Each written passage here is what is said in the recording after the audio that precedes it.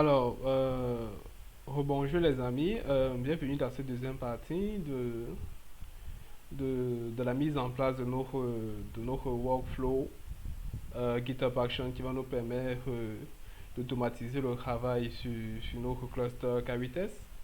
Avant de continuer, bon, j'aimerais passer un petit salut, un petit coucou à l'équipe 6 parce que moi je préfère l'appeler comme ça, je préfère l'appeler l'équipe 6. Donc je pense ici à David, je pense à Romain, je pense à Faisal, sans oublier Diran et Ulrich. Donc, ils vont se reconnaître, ne vous inquiétez pas. Donc, dans un premier temps, nous allons continuer avec notre travail. Nous allons créer le repos de notre application. Donc, je vais y aller, je choisis le owner, donc c'est moi, Demi-Vent. Comment nous allons appeler notre application, les amis? Donc, nous allons appeler Note, on va dire Note Cavitas. Voilà, tout simplement, je ne suis pas inspiré. Donc, this is a Cavitas CICD, on va dire ça, CICD, for, for Node.js on Digital Ocean. Voilà. Voilà. Dans le repos, il est public. On va ajouter un readme par défaut. Donc, Azure Bot, non, c'est pas nécessaire. Bon, on va laisser ça comme ça. Miniature, ok. Ok, d'accord, c'est bon. Là, on va créer le repos. On va créer notre repos qui s'appelle Node K8S. Alors, nous allons faire un petit tour au niveau des actions. Donc, tout d'abord, nous allons aller sur la page, en fait, sur le site du Green GitHub Action. Automatiser vos workflows depuis l'idée jusqu'à la production. Voilà. Automatiser vos idées automatiser vos workflows depuis l'idée jusqu'à la production. Donc nous pouvons voir en fait que nous pouvons builder, tester et publier notre application sur différents environnements de travail en fait. Comme vous pouvez bien voir là, pas seulement pour le test, nous avons npm test, npm test, npm test. En fait, l'image n'est pas mise là au hasard parce que c'est pour en fait montrer en fait que cette opération de test en fait peut être effectuée en même temps sur plusieurs environnements en même temps. Et ce qui peut être intéressant en fait de voir le comportement de notre application, comment ça va se passer sur ces différents environnements là en fait. Si notre client est sur Linux, sur macOS ou sur Windows. Donc, ensuite, bon, nous avons multi-container testing, puis les sequestors, live voilà, il est aussi important de noter que les fichiers en fait de workflow GitHub Action sont écrits en YAML.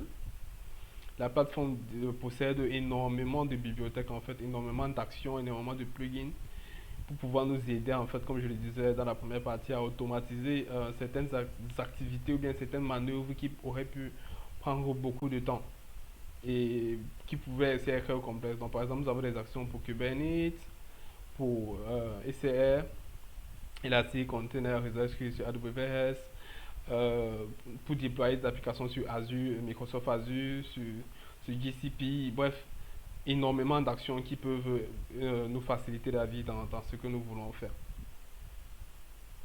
Donc ici nous avons le prix. Par défaut gratuitement en fait nous avons 2000 minutes par mois que nous pouvons utiliser sur la plateforme GitHub Action. Si nous optons pour un forfait pro, nous avons 3000 minutes. Team, 3000 minutes également. Entreprise, 500 minutes. Et si vous décidez vous-même d'héberger vos runners GitHub Action, en fait, vous n'allez rien payer vu que ça sera sur votre infrastructure. Si vous avez pris le forfait gratuit, du moins, si par défaut vous êtes gratuit, mais vous avez débordé, pour une machine Linux sur laquelle vous allez effectuer vos actions, vous allez payer 0,008 dollars par minute. Si c'est Windows, c'est 0,016. Et si c'est macOS, vous allez payer 0,08 dollars également. Donc, c'est très intéressant. Bon, je vais m'arrêter là pour cette partie, du moins pour euh, pour la visualisation de cette plage. Vous avez le lien GitHub Action slash features slash action où vous pouvez vous rendre afin de voir comment ça se passe. C'est vraiment très intéressant. Allez. Donc, euh, nous allons créer une action par défaut. Voilà. Je vais vous expliquer pourquoi je préfère créer ça maintenant. Tout simplement, en fait, parce que je veux qu'il me crée le directory ou bien le répertoire .github slash workflows slash le nom de mon workflow. Donc, je vais également l'appeler node K8S ici et je vais effacer ça pour l'instant. On n'en aura pas besoin. Donc, voilà, je commit, il va mettre cet cycle là par défaut. Voilà, voilà, nous sommes bons là. Donc, nous avons notre directory de notre workflows qui est .github slash workflows slash le nom de votre fichier workflow.yml parce que c'est un fichier au format YAML. Donc, nous allons cloner, euh, notre application ici, donc, qui est dans tuto, dans le répertoire tuto. On va cloner.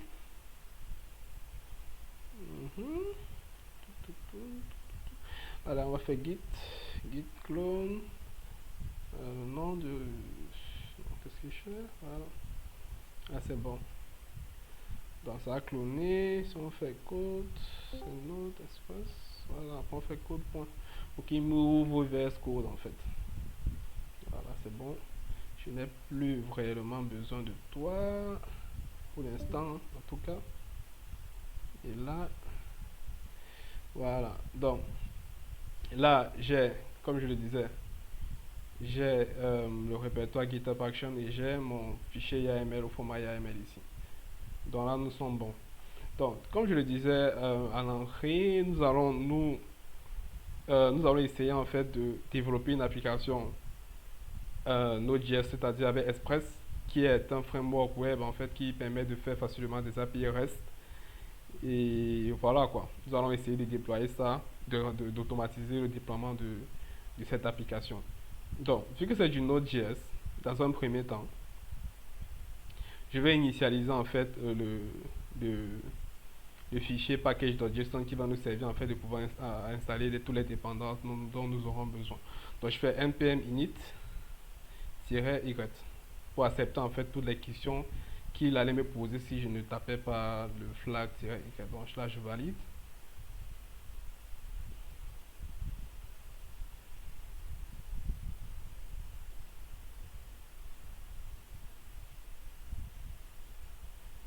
Voilà, le fichier package.json a été créé. Ensuite, qu'est-ce que je vais créer? Je vais créer le fichier .git ignore parce que je ne veux pas que au moment de pousser mon code, le fichier node module en fait soit aussi envoyé dans mon répertoire, dans mon registre GitHub en fait. Donc je ne veux pas ça parce que qu'est-ce qui va se passer? C'est que quand je vais installer npm install, je vais installer Express qui est mon framework en fait, Express, oui, save. En fait, il va me créer un fichier qui s'appelle node module. Je le sais en fait parce que bon, j'ai l'habitude de faire de coder des applications en Express et je ne veux pas en fait que ce fichier là s'en va au niveau de mon code sur mon registre vu que c'est propre à moi, à mon environnement. Donc ce n'est pas nécessaire que si je dois collaborer avec d'autres personnes qui aient aussi ce même fichier vu que eux ils devront aussi initialiser le projet de leur côté, donc c'est pas nécessaire. Ensuite, qu'est-ce que je fais? Je sais que sur Node.js, en fait, le fichier par défaut pour lancer une application, c'est un fichier JavaScript. Donc, dans mon cas, ça sera index.js. Et comme je suis quelqu'un de paresseux, en fait, je ne veux pas perdre mon temps à taper par défaut. Je vais dire Express, Initial Project. Là, il va me donner la structure de base en fait d'un projet Express. Donc, initialise le projet. Voilà.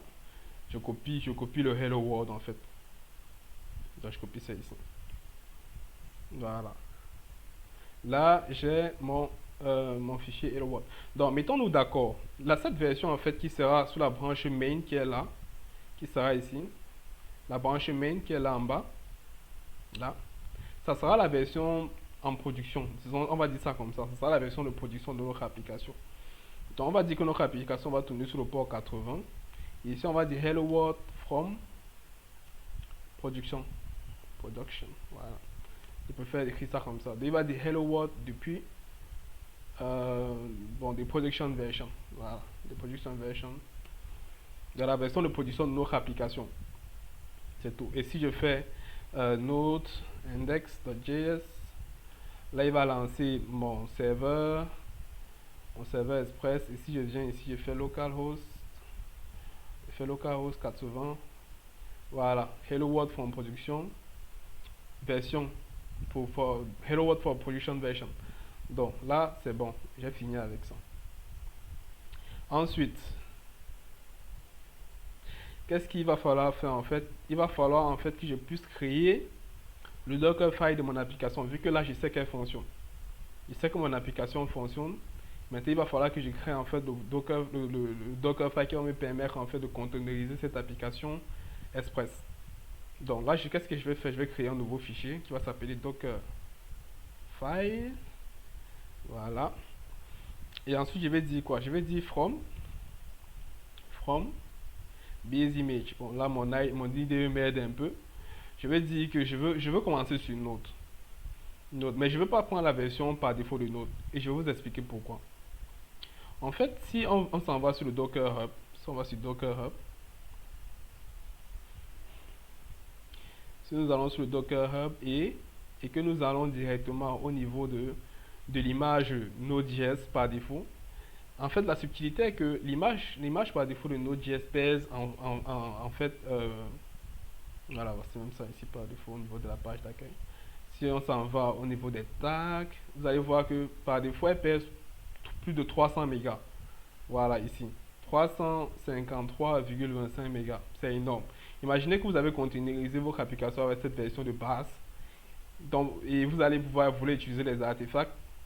Vous allez builder une image en fait qui pèse énormément. Et cela va occuper de l'espace au niveau de votre répertoire ou bien de vos repos si vous décidez de garder vos artefacts au niveau de GitHub Action.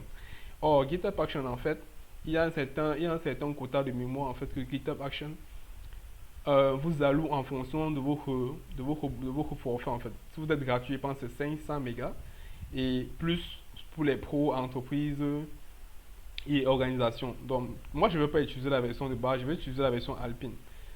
Vu que je sais que l'image Alpine en fait c'est une image vraiment très légère. Donc, je vais prendre par exemple cette version, la version 13, non, la version Node Alpine 3.16, voilà. Donc je vais copier cette version. Je viens ici et je vais la coller là, tout simplement. Bon, je vais enlever tout ce qui ne m'intéresse pas là. Donc on va aller de base sur cette version aussi, tout simplement. Ensuite, qu'est-ce qui va se passer? Je vais définir en fait le directory de travail où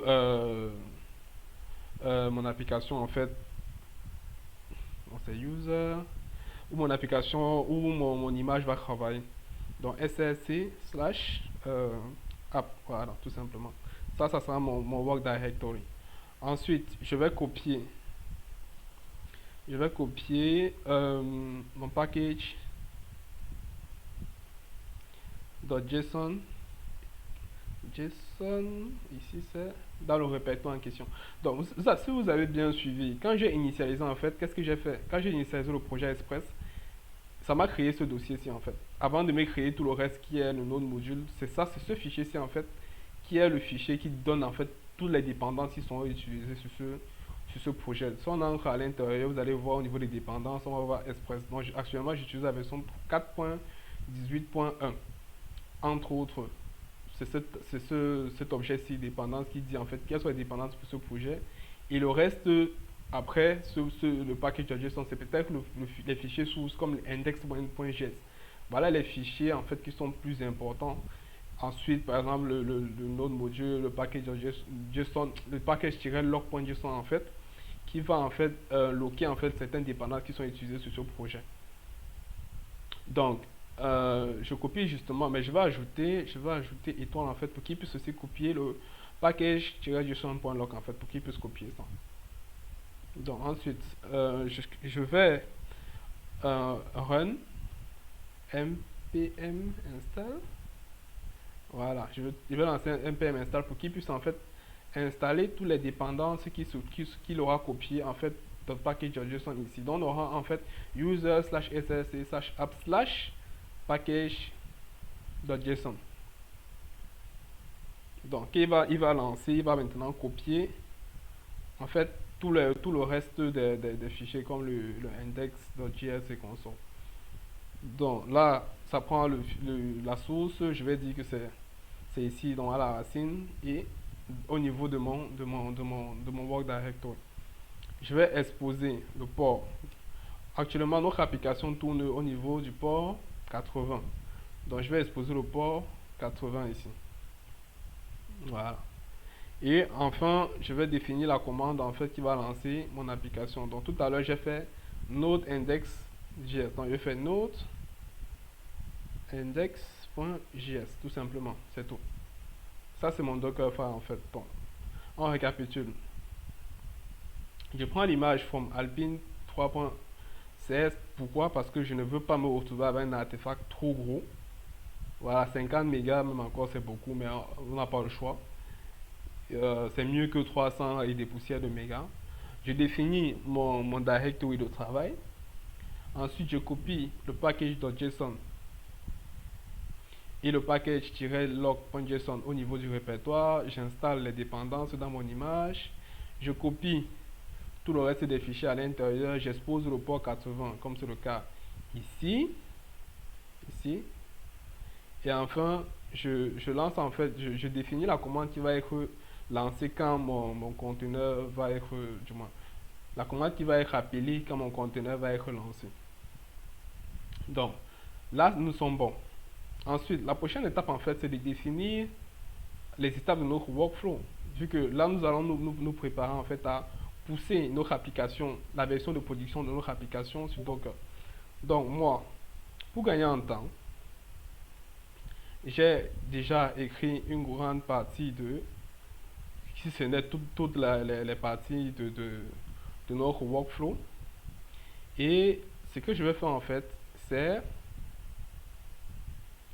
de l'expliquer, en fait, étape par étape. Donc, dans un premier temps, nous avons le nom. Donc, le nom dit quoi? Builder, tester et pousser l'image Docker sur un cluster digital ECL en staging. Bon, là, il va mettre production parce que ça, c'est un vieux fichier workflow que j'avais écrit. Donc, je vais changer production ici. Donc, non, ici c'est main, ici c'est main, parce que là nous sommes sur la manche main. Nous avons le on. En fait, le on, en fait, définit en fait les événements qui vont lancer cet événement-ci. Donc là, on va dire sur la branche main, et il va pouler aussi sur la branche main. Et Workflow Dispatcher, en fait, lui, qu'est-ce qu'il fait? Il permet de lancer ce workflow de façon automatique. Ensuite, nous avons les variables d'environnement. Nous avons le namespace qui sera production. Je sais que je vais avoir besoin du namespace à un certain moment. J'ai le port externe ici, qui est défini, le port interne de mon image, le nom de l'image que je vais garder au niveau de mon repos, au niveau de GitHub. On va l'appeler Node K8s. Voilà, on va l'appeler Node K8s. On va aussi l'appeler Node K8s ici. Ça, c'est en ce qui concerne la définition des variables d'environnement. Donc, le namespace qui sera utilisé au niveau de K8s, on allait comprendre pourquoi. Le port externe, il est là. Le port interne, il est là. L'image, le nom de l'image, c'est celui-ci. Le nom de l'artefact qui sera gardé au niveau de GitHub Action, c'est celui-ci. Ensuite, il y a la définition des jobs. Et le premier job, en fait, que nous allons faire, c'est builder l'image. Donc, nous allons builder l'image euh, avec quoi, en fait? Sur quoi, en fait, ce job qui build ici va tourner? Donc, on va définir une stratégie, en fait, qui va définir quelle est la version de Node.js sur laquelle notre application va tourner et sur quelle machine, en fait, sur quel, oui, sur quel environnement, sur quel OS cette machine va tourner. Donc, on va dire qu'elle va tourner sur une machine qui aura la dernière version d'Ubuntu, tout simplement. Et après, on va définir justement où notre workflow va tourner, où notre job va tourner, pardon. Nous allons définir en fait les différentes étapes. Donc là, nous allons dire que on va check out sur le code actuel. Et pour ce faire, nous allons utiliser justement nos chères actions. Donc, que de faire git clone automatiquement, git mettre le code et tout. Non, c'est long. GitHub Action en fait a créé un plugin, une action, c'est ça qu'on appelle ici, qui s'appelle Action Checkout en fait, qui va aller récupérer pour vous en fait le code de le code sur la branche aussi actuelle et va le mettre directement dans cette machine-ci. Donc si nous allons un peu au niveau du navigateur là, voilà, nous allons voir Action Checkout, en fait qui est une action qui a été développée par GitHub, pardon. Et si nous descendons ici, nous allons voir action.yml. Voilà, c'est tout ceci en fait qui s'exécute quand, quand vous utilisez ce plugin ci en fait. Vous allez voir là, il y a GitHub Repository, Repository, GitHub Token, etc., etc. Automatiquement, ceci est fait pour vous en fait. Vous n'avez pas besoin de vous casser encore la tête là-dessus. Donc vous allez utiliser uniquement cette action et l'opération se fait pour vous. Donc, ensuite, nous allons en fait ce top l'environnement buildx en fait qui va en fait mettre en place tous les éléments nécessaires sur cette machine de ce job. La précision en vaut la peine. Donc, sur ce job, sur cette machine, cet environnement de build en fait va être setup. Ensuite, l'image va être buildée grâce encore à une autre action qui s'appelle Docker Build Push Action, qui est une action qui est développée par Docker, si je ne raconte pas de bêtises. Et il faudrait remarquer en fait que nous avons deux types d'actions ici. Nous avons les actions en fait qui prennent des paramètres et les actions qui ne prennent pas de paramètres comme celui-ci. Cette action-ci en fait prend les paramètres. Et quand vous voyez déjà with en fait prend les paramètres. Donc c'est-à-dire je veux builder cette image en utilisant cette action grâce au mot-clé use qui prend comme paramètre l'action en question. Et cette action-ci maintenant aussi demande d'autres paramètres qui est, du moins, cette action qui a cette valeur, qui est une action maintenant qui prend des paramètres, qui est le contexte dans lequel le Docker, lequel le Dockerfile se trouve, qui sera ici, au niveau de la racine de notre projet. Le tag, en fait, qui sera le tag de l'image en question. Dans notre cas, ça sera un demi-event / node k8s latest. Et le output, en fait, qui est où notre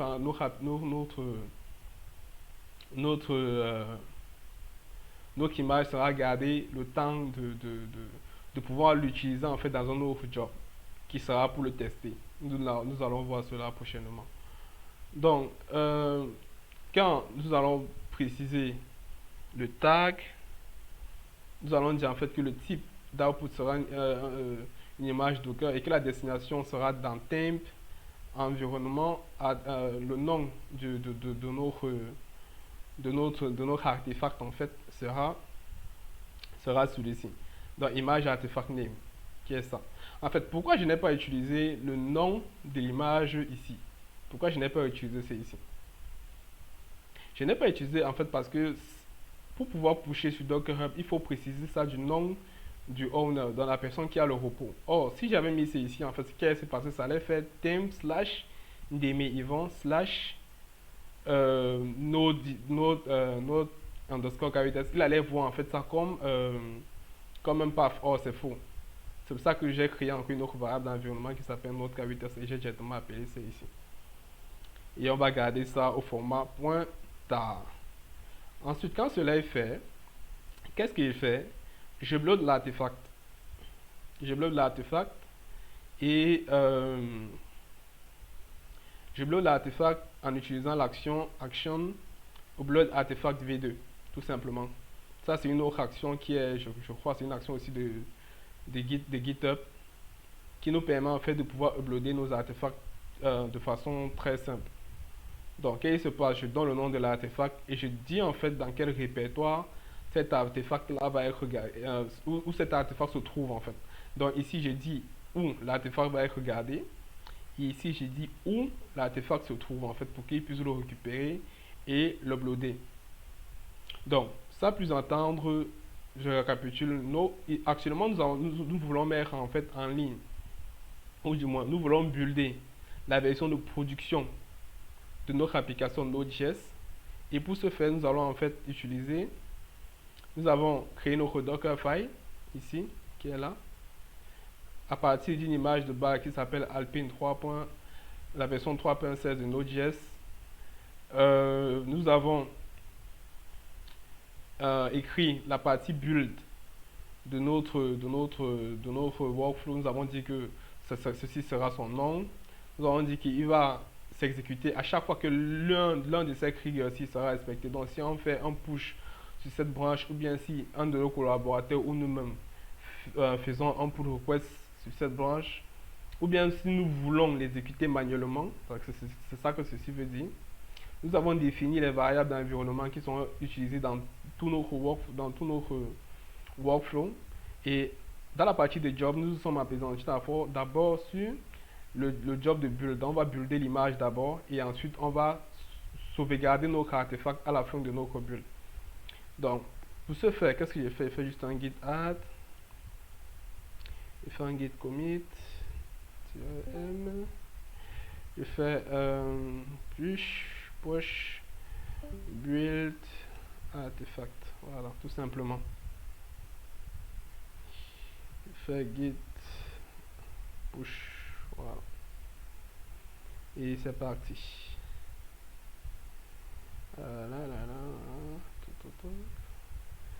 Voilà, notre code a été poussé. Et si je repars au niveau de mon répertoire et je m'en vais dans la partie action, nous allons voir push build artefact. Donc ça c'est le premier créé Node.js, ça a d'abord raté. Mais ça c'est effectivement notre premier en fait. Donc là, si je m'en vais, nous allons voir que nous avons notre premier job ici, qui est build, ça c'est son nom. Et si je clique encore une seconde fois, en fait, je veux voir que le build se passe sur, sur une version de Node.js qui est la version 16.x et Ubuntu qui est la version latest. Donc notre build a échoué. Je ne sais pas pourquoi. Nous allons un peu débugger cette histoire. Nous allons voir. Qu'est-ce qu'il dit? Build, fail to solve. Fail to read Docker file. No such file or directory. Ok. On va revenir au niveau de notre code. Où est-ce que se trouve le Docker file? Il est bien là. Ah, ok. C'est Docker, pas. C'est Docker, ça c'est une erreur. C'est Docker file avec petit f. Voilà. Donc, qu'est-ce que je fais? Je repousse mon code. Git add git commit -m, je fais push docker file. Voilà, après il fait git push.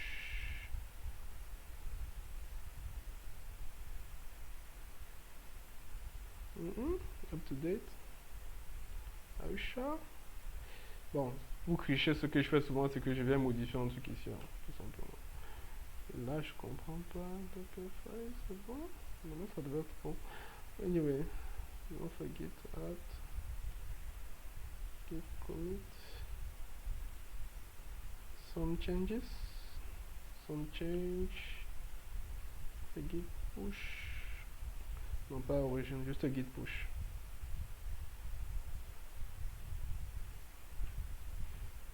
Voilà, donc on va voir. J'espère déjà, on va vérifier au niveau du code même d'abord. Donc là, on rentre. Au niveau du code, Voilà, on a Dockerfile. Bon, il n'a pas été modifié, je sais pas pourquoi. Nous allons le modifier directement ici. Je pense, non. On va le modifier directement ici.